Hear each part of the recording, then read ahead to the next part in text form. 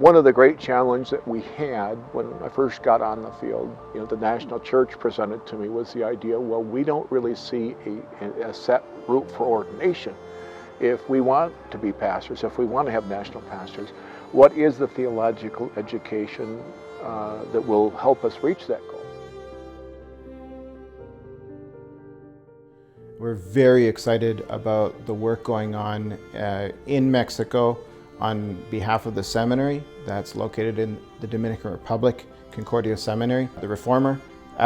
Mexico, only a few years ago, about 5, had 3 pastors, and today they have 9 and an additional almost dozen studying to become pastors through our distance program. We also have in Concordia Seminary some 40 women preparing to be deaconesses, and Lord willing, 2022 will see a whole crop of those from the first cohort graduate, be consecrated, and called to serve across Mexico. In recent years, there have been 5 newly ordained pastors who are making a difference in Mexico. Last year alone, 2 recent graduates completed their residential studies from Concordia, the Reformer Seminary, and received calls to serve congregations in Mexico. Pastor Neftali Garcia is serving San Pablo in Mexico City, in addition to starting several new mission sites.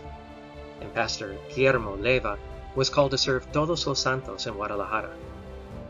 What a blessing it is to have these congregations served by ordained pastors from the Lutheran Synod of Mexico. In the coming year, we are blessed to have the opportunity to introduce a new hymnal throughout Latin America. Now, this will be an incredible blessing to the Lutheran Synod of Mexico. Not only will this strengthen Lutheran identity, but this will also lead to more cohesive worship practices in the Lutheran Synod of Mexico.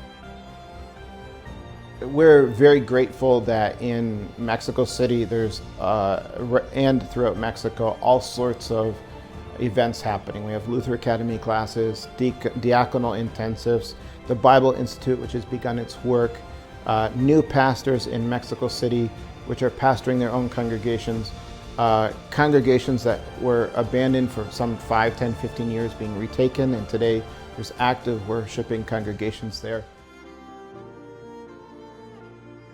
One of our greatest challenges across our synod in Mexico is funding for the different projects, the new initiatives, funding men to be scholarshiped and in residence in the seminary, funding men to study online, funding women for deaconess intensives, the 40 women who are studying across Mexico City, funding the Bible Institute, which is newly created and has legs and is beginning to teach courses across the Northeast, Southeast, Southwest, Northwest, funding for these projects so that the teaching of the gospel might go forth and Jesus Christ and Him crucified for the forgiveness of sins might be brought to Mexicans, both in the cities as well as in the countryside, is one of our greatest needs.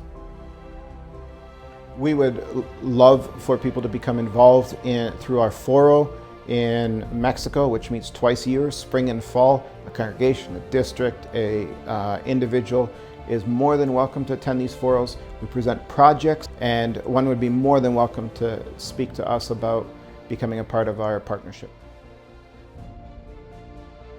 The kingdom of God does not always work at the same pace we'd like it to, but what we have to do is keep on preaching the gospel and trust that God in His time will give the harvest. The gospel needs to be preached and is being preached in all of these areas that we're working here in Mexico.